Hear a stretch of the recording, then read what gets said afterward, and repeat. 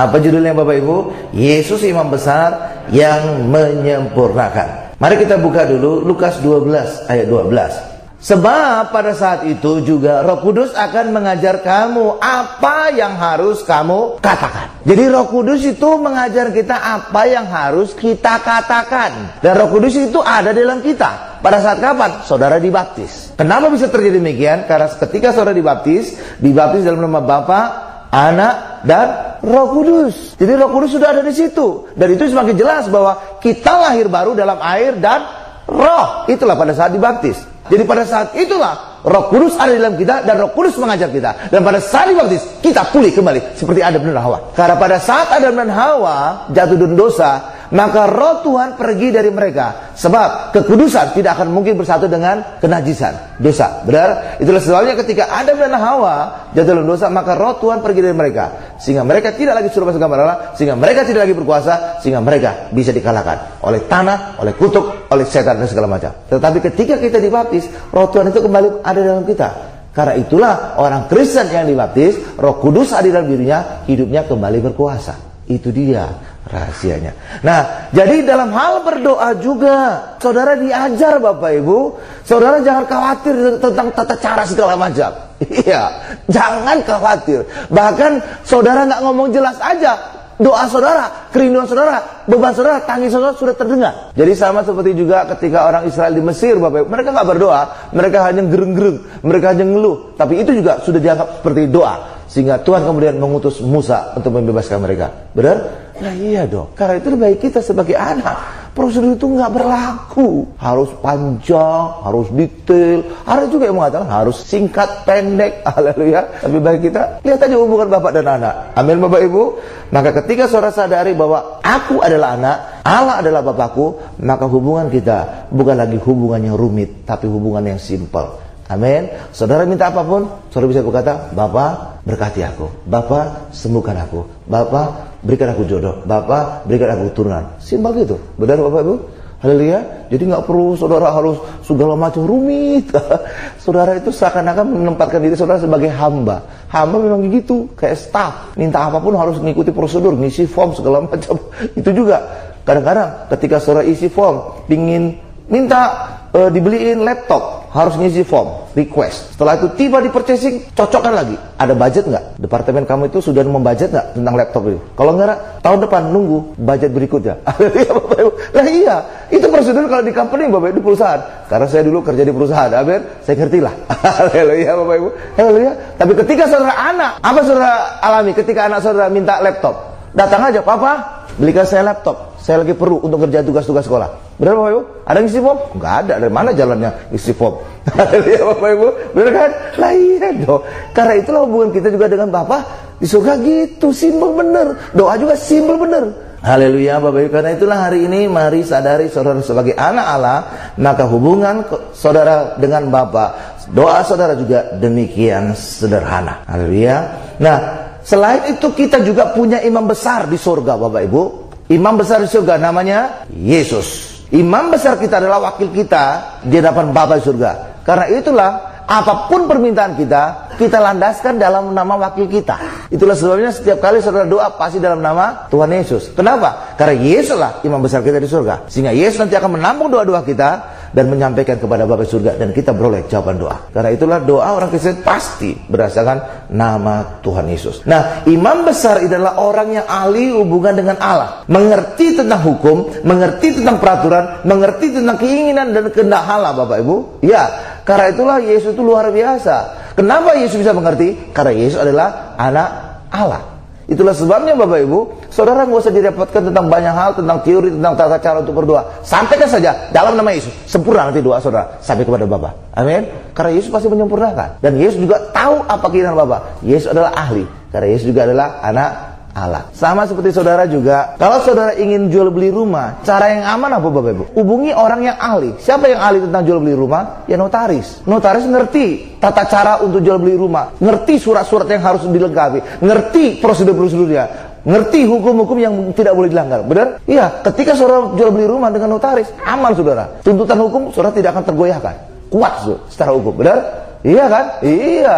Tapi kalau saudara jual beli rumah di bawah tangan, kalau nanti ada komplain atau keluhan, saudara bisa kalah. Karena secara hukum nggak ada dasarnya, saudara. Benar?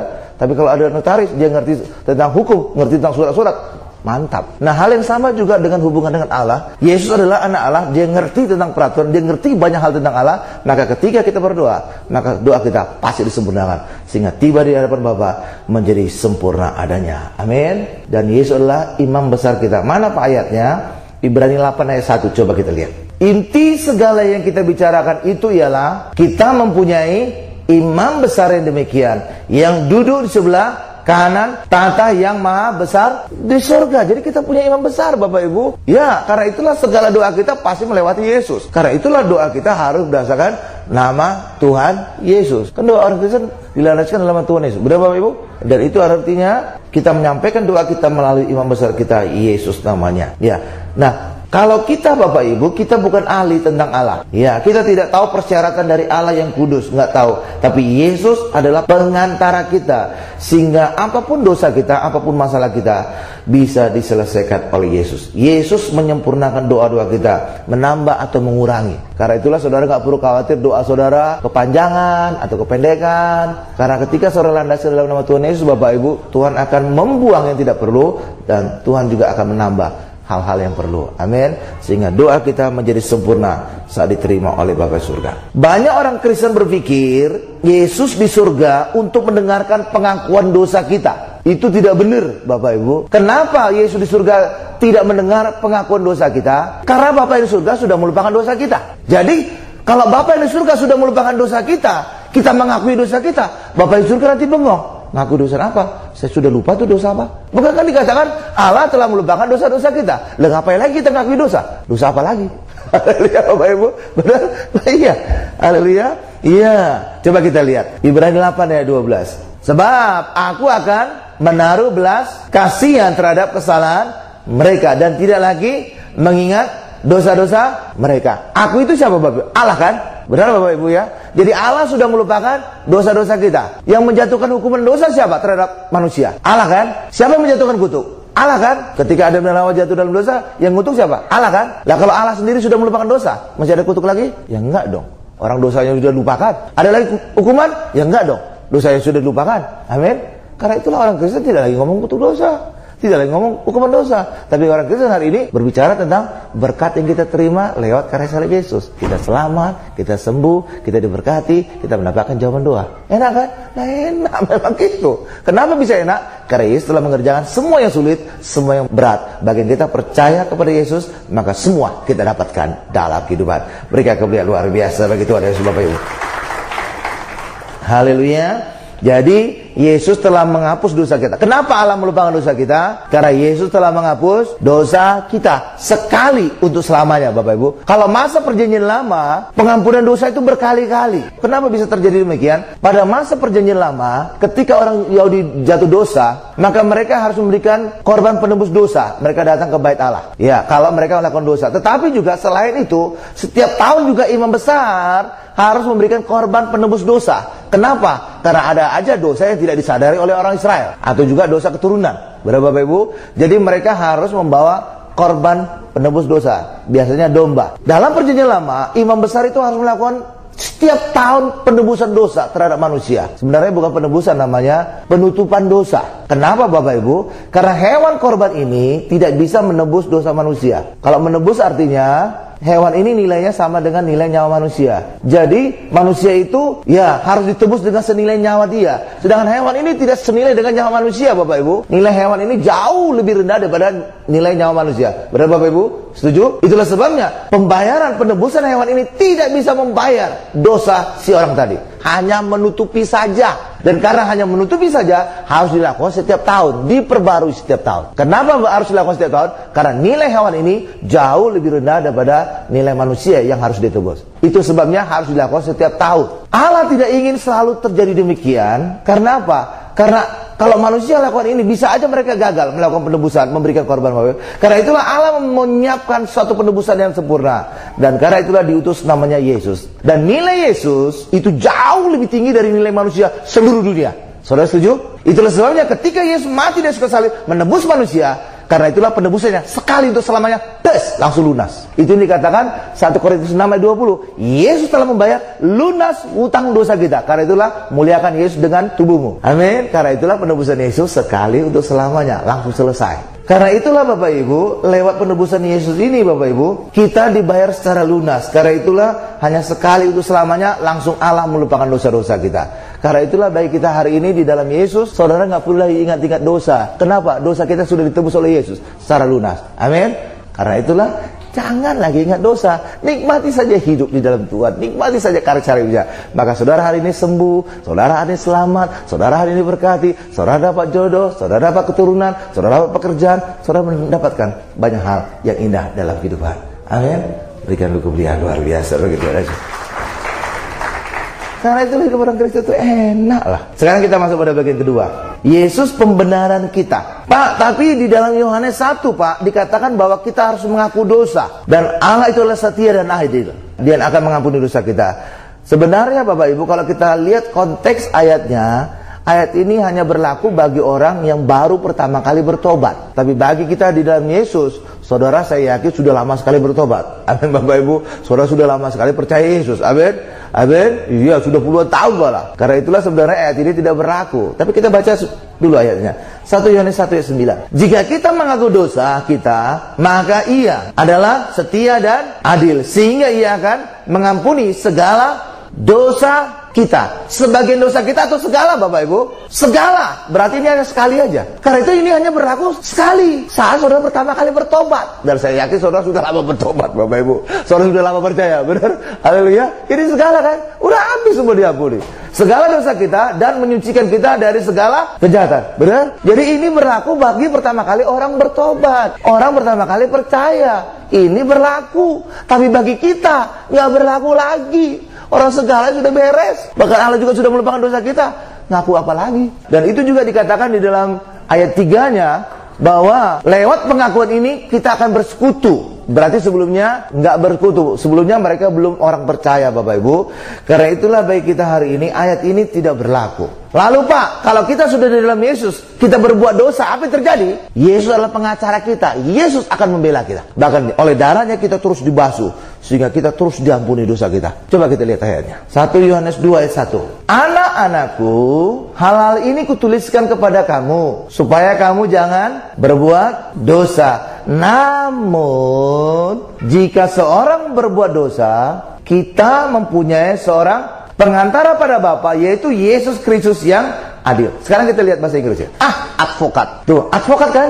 Pengacara. Jadi, saudara ketika dosa, ada pengacara kita. Ada pembela kita, Bapak Ibu. Saudara itu advokat kan? Advokat kerjanya ngapain? Membela kan? Lah iya. Karena itulah ketika saudara sudah dalam Yesus, saudara melakukan dosa, ada advokat kita. Namanya Yesus yang terus membela kita. Terus membela kita. Saudara dosa, terus diampuni. Saudara dosa, terus diampuni. Karena itulah bagi kita hari ini, kalau saudara terus dibela, ada dosa lagi? Tidak. Kalau nggak ada dosa lagi, apa yang diakui? Ngapain ngakui dosa lagi? Amin Bapak Ibu? Lah iya dong. Karena itulah bagi kita hari ini, saudara lihat itu. Jadi berdasarkan ayat loh Bapak Ibu, bukan apa kata saya, apa kata ayat. Karena itulah luar biasa kasih Tuhan bagi setiap kita. Ya, Yesus tidak mati berulang-ulang, karena tebusan Yesus sekali untuk selamanya. Sekali untuk selamanya, langsung lunas, langsung selesai. Karena nilai Yesus jauh lebih tinggi daripada nilai manusia. Karena itulah Yesus hanya sekali untuk selamanya mati, dan itu berlaku untuk selama-lamanya bagi kehidupan kita. Amin. Coba kita buka ayat Ibrani 10 ayat 10. Sudah? Dan karena kehendaknya inilah kita telah dikuduskan satu kali untuk selama-lamanya Bapak Ibu, oleh persembahan tubuh Yesus Kristus. Sama seperti ini. Benar? Satu kali. Des, langsung lunas. Enggak berkali-kali seperti perjanjian lama Bapak Ibu. Sekarang lihat kepada saya akan memberikan satu ilustrasi lagi. Misalkan ini kita Bapak Ibu sekarang. Saudara sekarang di sini, saudara kita semua mengalami penebusan kapan Bapak Ibu? Kapan dimulainya karya penebusan Yesus? 2000 tahun yang lalu, lewat kematian di atas kayu salib. Benar? Berarti hari sekarang kita mundur 2000 tahun yang lalu. Dan penebusan Yesus ini berlaku ke sekarang. Berarti penebusan Yesus itu menuju ke masa depan. Ternyata penebusan Yesus bukan hanya berhenti kepada sekarang, tetapi terus berlanjut sampai selama-lamanya. Itu sekali untuk selama-lamanya. Benar? Ambil contoh usia saudara. Mungkin saudara lahir 47 tahun yang lalu. Mungkin saudara meninggal 100 tahun ke depan. Nah, apa yang terjadi? Kalau kita lihat proses penebusan Yesus 2000 tahun yang lalu, penebusan Yesus berlaku terus ke masa depan. Berlaku pada saat saudara lahir, berlaku pada saat kita sekarang, berlaku pada saat saudara mati, berlaku selama-lamanya. Artinya apa? Selama umur hidup saudara, mulai lahir sampai mati, mengalami penebusan Yesus. Haleluya. Karena itulah dikatakan sekali untuk selamanya. Karena itulah baik kita hari ini sadari bahwa Yesus itu menebus kita sekali untuk selama-lamanya. Tetap dalam Yesus, penebusan ini terus berlaku bagi kita. Kecuali kalau saudara keluar, kawin sama Abu Bakar, gitu, terbakar saudara. Tapi selama saudara dalam Yesus, saudara tetap mengalami penebusan dalam Yesus. Kecuali kalau saudara keluar murtad. Amin Bapak Ibu. Karena itulah tetap setia dalam Yesus. Penebusan Yesus terus kita alami sepanjang umur hidup kita. Berikan kemuliaan luar biasa bagi Tuhan. Haleluya. Jadi bukan hanya Yesus menghapus dosa kita lewat menjalaninya hukumannya di atas kayu salib, bahkan Yesus juga mengubah penyebab dari dosa. Apa penyebab dari dosa Bapak Ibu? Itu sebenarnya adalah hukum Taurat. Hukum Taurat itu adalah hukum. Jadi saya ambil contoh lagi inilah. Misalkan ada satu jalan, kalau saudara lewat jalan itu tanpa ada rambu, saudara tidak pernah mungkin bisa ditilang. Benar Bapak Ibu ya? Tetapi kalau jalan itu ada tulisan forbidden, dilarang masuk, saudara masuk, ada polisi lihat, saudara bisa ditangkap. Benar? Karena sini ada peraturan dilarang masuk. Jadi saudara ditentukan salah atau tidaknya karena adanya rambu ini. Tanpa rambu ini, saudara bablas-bablas saja nggak ada masalah. Karena ada rambu. Dan rambu inilah namanya hukum atau produk hukum. Hal yang sama juga dengan manusia. Ketika adanya hukum Taurat, manusia itu bisa dikatakan berdosa atau tidak. Karena manusia itu melanggar salah satu dari 10 hukum. Tapi ketika hukum ini dicabut, karena Yesus telah menggenapi hukum ini, maka kita dalam Yesus tidak lagi berdosa. Karena tidak lagi hukum yang bisa mendakwa saudara. Amin. Karena Yesus telah menggenapi hukum Taurat tadi. Karena itulah kita hari ini, kita berdosa itu karena adanya hukum Taurat. Tapi Yesus telah menggenapinya, maka saudara tidak lagi dihitung berdosa. Karena saudara telah dibebaskan dari tuntutan hukum Taurat. Kok bisa dibebaskan Pak? Begini, saya ambil contoh lagi. Undang-undang korupsi, tipikor, tindak pidana korupsi Bapak Ibu, itu hanya berlaku bagi orang yang bisa melakukan korupsi. Kalau pendeta, undang-undang ini tidak berlaku. Kenapa? Pendeta apa yang dikorupsi?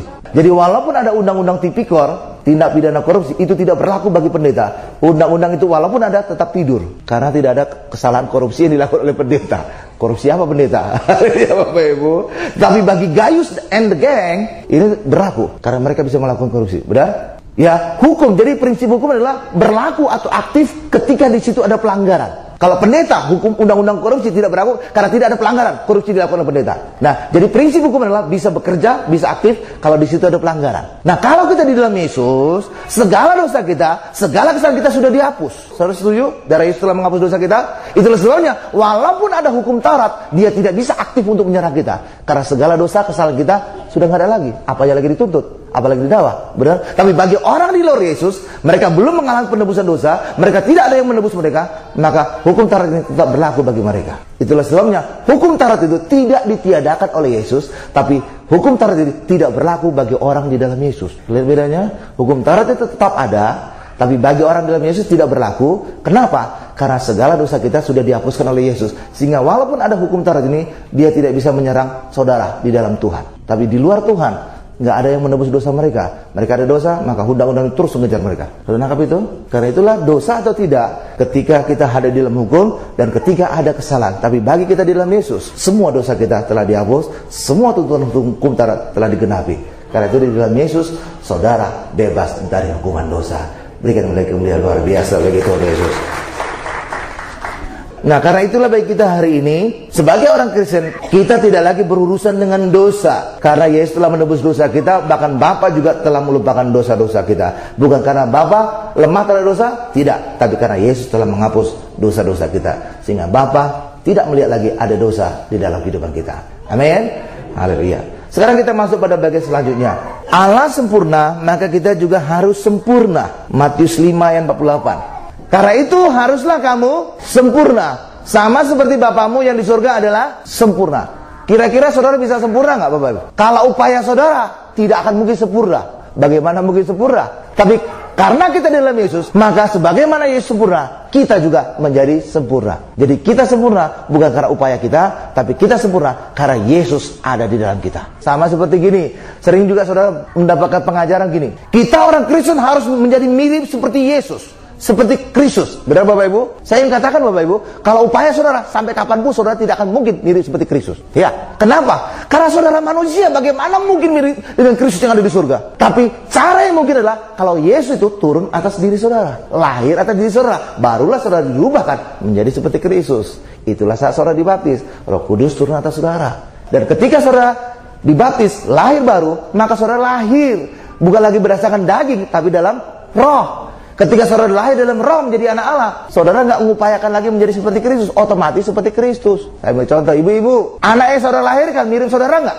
Mirip. Tanpa anak saudara berusaha untuk mirip saudara, otomatis miripnya. Sama seperti artis di infotainment, baru nikah sama orang Timor Leste, mirip papa aja.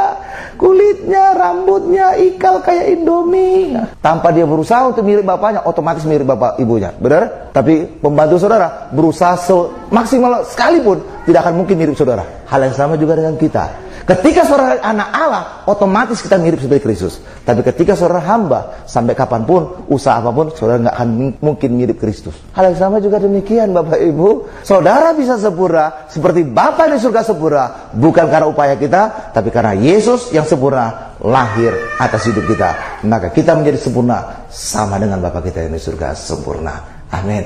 Berikan kemuliaan luar biasa bagi Tuhan Yesus. Jadi kita mirip seperti Kristus itu otomatis pada saat saudara lahir baru. Amin Bapak Ibu. Lahir dari roh, otomatis mirip.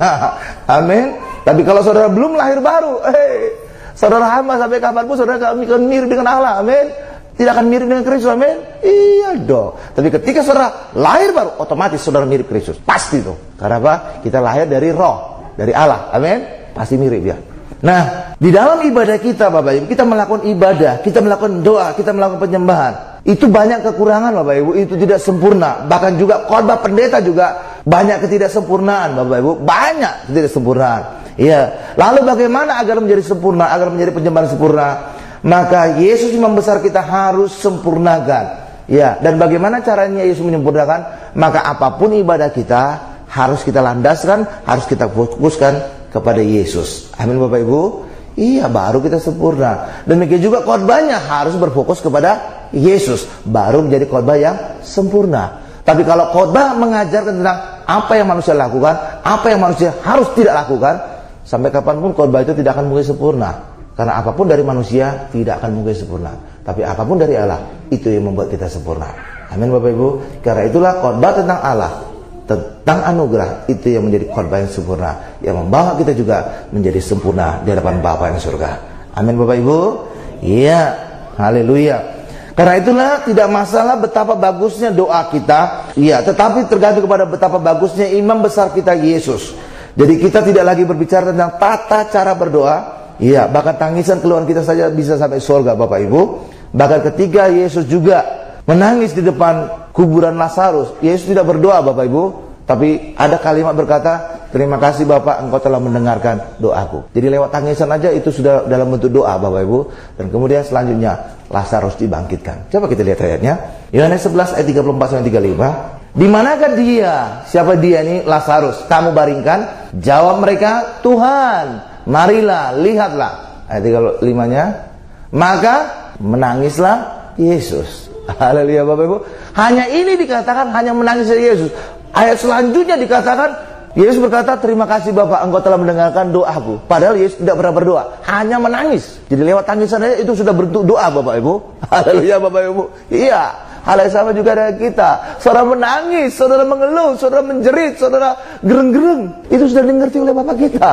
Jadi saudara jangan lagi terikat dengan aturan-aturan liturgi, harus inilah, harus ini, harus panjang, harus pendek, harus segala macam. Ingat, hubungan kita adalah Bapa dengan anak. Maka saudara juga bisa dengan santai, dengan leluasa untuk berkata apa menjadi kebutuhan kita. Amin Bapak Ibu. Haleluya. Imam besar kita, Yesus yang di sebelah kanan Bapa, menjadi jaminan pemulihan kita. Ketika manusia memulihkan sesuatu yang rusak, tidak pernah sebaik aslinya Bapak Ibu. Tapi jika Allah memulihkan, maka kondisinya menjadi jauh lebih baik. Seperti juga anak bungsu, ketika dia kembali bertobat, dia mengalami pemulihan lebih dari kondisi semula. Kita baca ayatnya, langsung saya jelaskan dan juga menjadi penutup khotbah kita. Lukas 15 ayat 22-23. Tetapi ayat itu berkata kepada hamba-hambanya, lekaslah bawa kemari jubah yang terbaik.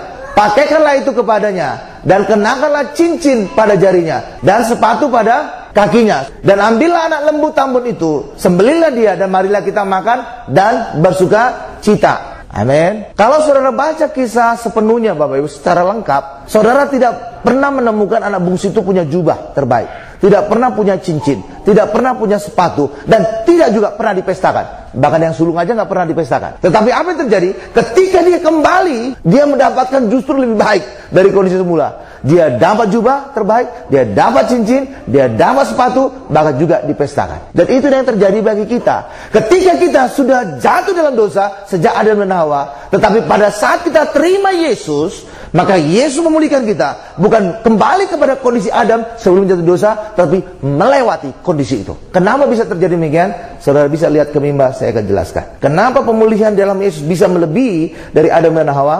Karena Yesus membayar kita lebih dari dosa Adam dan Hawa. Ya, saya tadi sudah mengatakan Bapak Ibu bahwa ketika orang Yahudi berdosa, maka dia harus membawa hewan korban penebus dosa, domba umumnya. Amin.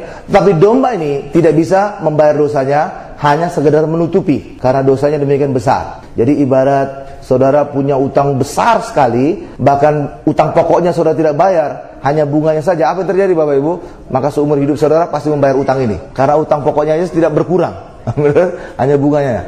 Nah, hal yang sama juga dengan utang dosa, demikian besar sehingga korban domba ini tidak bisa membayar utang dosa kita Bapak. Itulah sebabnya maka setiap tahun harus diulang-ulang. Dan ini terjadi selama 1500 tahun, sejak dari Gunung Sinai sampai masa Yesus. Haleluya. Jadi diulang-ulang terus memberikan korban ini.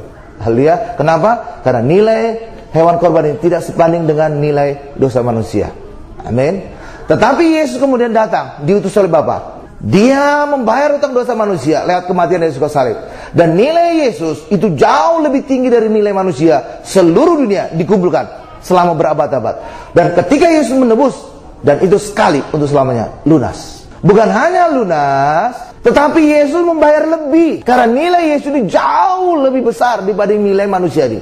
Itulah sebabnya, karena Yesus membayar lebih atas dosa manusia, maka pemulihan yang dialami oleh manusia juga menjadi pemulihan yang berlebih. Karena itulah, ketika saudara terima Yesus, saudara tidak dikembalikan dalam posisi Adam dan Hawa sebelum jatuh dosa, tapi saudara dipulihkan lebih tinggi lagi. Adam dan Hawa berkuasa atas Taman Eden, tapi kita hari ini dalam Yesus nanti akan berduduk di tatala di kerajaan surga lebih dari Taman Eden. Kenapa bisa demikian? Karena pembayaran Yesus atas dosa kita lebih dari nilai dosa kita. Karena itulah bagi kita hari ini percaya dalam Yesus, terima penebusan Yesus, maka saudara akan dipulihkan, diampuni dosa kita. Bukan hanya itu juga, pemulihan kita alami jauh dari kondisi semula, jauh dari Adam dan Hawa. Amin Bapak Ibu. Karena itulah hari ini mari alami penebusan Yesus. Jangan lagi ngomong tentang dosa Bapak Ibu. Dosa sudah dilupakan oleh Allah. Hari ini kita ngomong tentang apa? Berkat, ngomong tentang kesembuhan, ngomong tentang pemulihan, ngomong tentang banyak hal yang indah-indah. Karena Yesus datang bukan menambahkan beban kepada kita, tapi Yesus datang membawa kabar baik. Apa kabar baik saudara butuhkan? Setiap kita beda. Ketika saudara datang dengan penyakit, kabar baik saudara butuhkan adalah Yesus menyembuhkan penyakit kita. Ketika saudara datang dengan masalah usaha pekerjaan, yang saudara butuhkan kabar baik adalah saudara dipulihkan, saudara diberkati. Apa kabar baik saudara butuhkan ketika masalah rumah tangga? Ada damai sejahtera di dalam rumah tangga saudara. Apa yang saudara butuhkan ketika saudara mengalami masalah dengan anak? Yesus memberikan solusi atas masalah anak saudara. Amin Bapak Ibu. Apapun masalah kita, Yesus membawa kabar baik. Karena itulah hari ini nikmati semua kabar baik Yesus. Nikmati kemenangan. Selamat, sembuh, diberkati. Sehingga hidup kita sungguh-sungguh hidup selalu berkemenangan. Berikan kemuliaan luar biasa paling lama bagi Tuhan Yesus. Kita tundukkan kepala kita.